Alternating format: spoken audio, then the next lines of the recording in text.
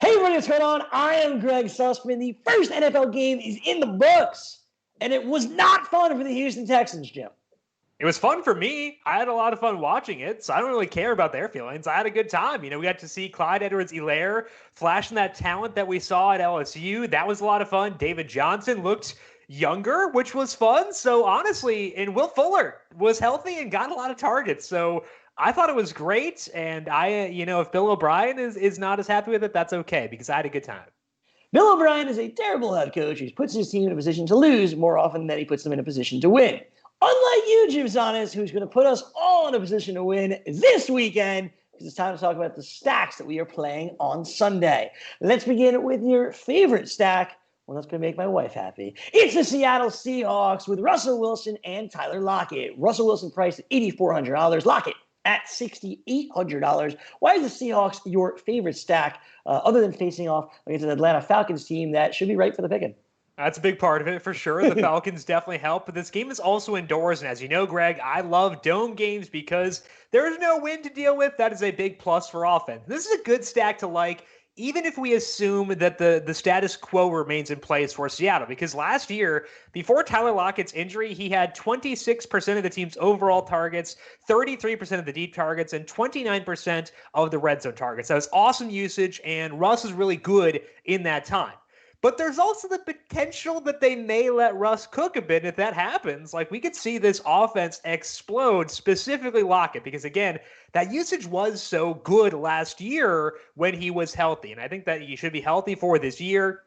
He's $6,800. There are 15 different wide receivers in the 6,000 range who I adore, but Lockett may be number one on that list because of the usage I expect him to get now that he is healthy once again. So I could pair Russ with Chris Carson. I could pair him with DK Metcalf happily, but my favorite stacking partner is Tyler Lockett. And if I've got just one stack on this slate, I'm okay with it being Russell Wilson and Tyler Lockett because they are good. They've got a good floor to begin with, but their ceiling, if the Seahawks unleash Russell just a little bit, is crazy, crazy high. And that is right there the one thing you have to be nervous about when stacking the Seattle Seahawks and using Tyler Lockett rather than a Chris Carson, because Brian Schottenheimer kind of comes from the terrible coaching tree of Bill O'Brien, where you can't trust them to do the right thing. Russell Wilson and Tyler Lockett, for all the reasons you mentioned in the dome, make a ton of sense, but you do have to worry about Brian Schottenheimer getting in the way. Speaking of domes, speaking of teams that are really good, let's get to the New Orleans Saints, specifically Drew Brees and the player you're pairing him up with, and it's Jared Cook. And I get it, right? It makes sense. Michael Thomas, Alvin Kamara, they're more expensive, but Jared Cook's $5,900 this week over on FanDuel. Drew Brees, $8,100 for the Saints.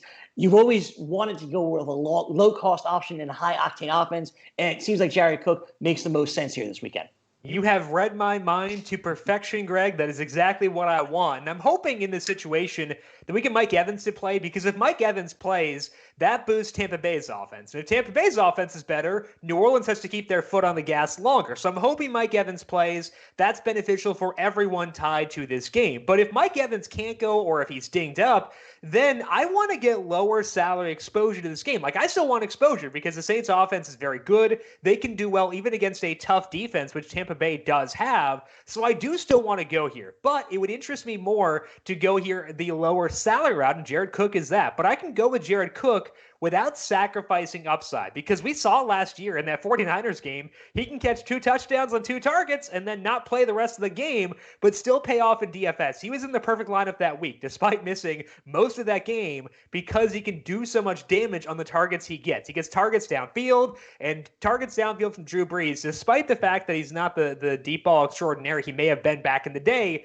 Those are still valuable in this offense. So Jared Cook, $5,900, helps fill tight end. I think we can say pretty reasonably that he will play 70% of the snaps, and he should get balls downfield. So I think that Jared Cook and Emmanuel Sanders are both quality ways to get low salary exposure to this game, helping you spend up for running backs elsewhere. So if I'm stacking the Saints offense, I would love to get to Kamara and Michael Thomas, but if I can't do so, Jared Cook's a pretty good consolation prize. We used to call Jared Cook Bigfoot because when you thought he was there, all of a sudden he'd be gone, right? And it happens with Jared Cook all the time. Like you said, 2 touchdowns, 2 targets, and then poof, he's away. And if those 2 touchdowns didn't happen, it'd be a disaster. But A lot of times with Jared Cook, you get those big-time games. And this week against Tampa Bay, especially if Mike Evans will play, you're in a good spot with him. He doesn't cost all that much, under $6,000. Pairing him with Drew Brees, it's a win, if you ask me. And now we go a little freaky. We start with the Las Vegas Raiders, and we get to Derek Carr. And who are we stacking it with? Well, it's our first-round rookie, Henry Ruggs, the first wide receiver off the board in the draft.